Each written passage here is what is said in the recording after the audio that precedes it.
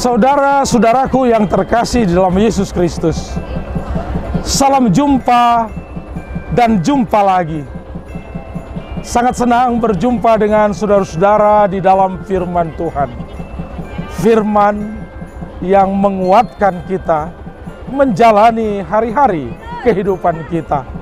Saudara-saudara, kebahagiaan itu datangnya dari Tuhan. Suka, duka, semua kita jalani di dalam Tuhan. Shalom, senang sekali bisa berjumpa dengan saudara dalam renungan kita pada saat ini. Dan sebelum kita mendengarkan firman Tuhan, marilah kita bersatu dalam doa. Damai sejahtera Allah yang melampaui segala akal, kiranya memenuhi hati dan pikiranmu dalam Kristus Yesus Tuhan kita. Amin. Firman Tuhan bagi kita pada saat ini tertulis dalam Zefania pasal 3 ayat 17. Tuhan Allahmu ada di antaramu sebagai pahlawan yang memberi kemenangan. Ia bergirang karena engkau dengan sukacita. Ia memperbaharui engkau dalam kasih-Nya. Ia bersorak-sorak karena engkau dengan sorak-sorai. Demikian firman Tuhan.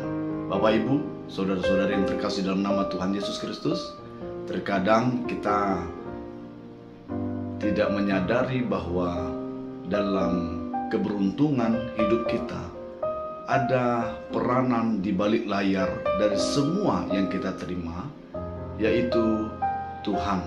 Ya, Tuhan di depan kita yang mana tak terlihat oleh kasat mata. Dia menjadi pahlawan bagi kita karena membela kita, menolong kita, membantu kita, dan memberkati kita semua. Benar. Mengapa Tuhan mau melakukan itu? Itu dikarenakan kasih-Nya kepada kita. Bukan karena kehebatan kita, kekuatan kita, ya, jabatan kita, ya, kekayaan kita, bukan. Itu karena memang betul-betul kasih Tuhan besar terhadap kita, sehingga Dia mau melakukan segala sesuatu untuk kita. Ya, Tuhanlah pahlawan kita. Nah, oleh karena itu kita pun haruslah tahu diri. Apabila Tuhan telah menolong kita, mari kita pun mau menolong orang lain. Kalaupun Tuhan telah memberikan kepada kita berkat-berkat-Nya, mari kita memberkati orang lain. Jangan sampai dengan apa yang Tuhan berikan kepada kita, kita salah gunakan sehingga itu semua menjadi sia-sia di hadapan Tuhan. Ya, jangan sampai kalau Tuhan memberikan kekayaan, kita menjadi berpesta pora, tak tahu diri, dan lupa waktu, sehingga lupa ke gereja, lupa berdoa. Karena apa? Ketenangan dan zona nyaman kita. Kalaupun Tuhan memberikan tanggung jawab berupa setiap jabatan yang telah kita terima, biarlah itu kita gunakan untuk membantu orang lain, menolong orang lain, mengangkat harkat dan derajat orang lain, sehingga dengan kekuasaan itu bisa menolong yang perlu ditolong. Bukannya dengan kekuasaan itu kita menjadi orang-orang yang menyalahgunakan kekuasaan kita. Demikian juga apabila Tuhan memberikan kepada kita talenta, pergunakanlah talenta itu dengan baik untuk kemuliaan nama Tuhan dan untuk menghibur orang lain.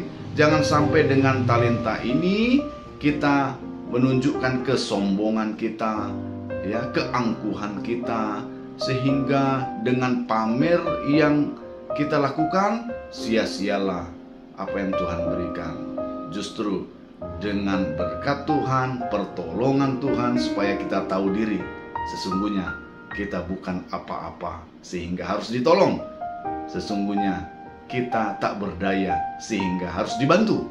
Maka itu, baiklah kita semuanya memiliki komitmen yang sama, bahwa yang pertama, Tuhanlah pahlawan kita. Kalau demikian, maka mari kita bergerak maju bersama.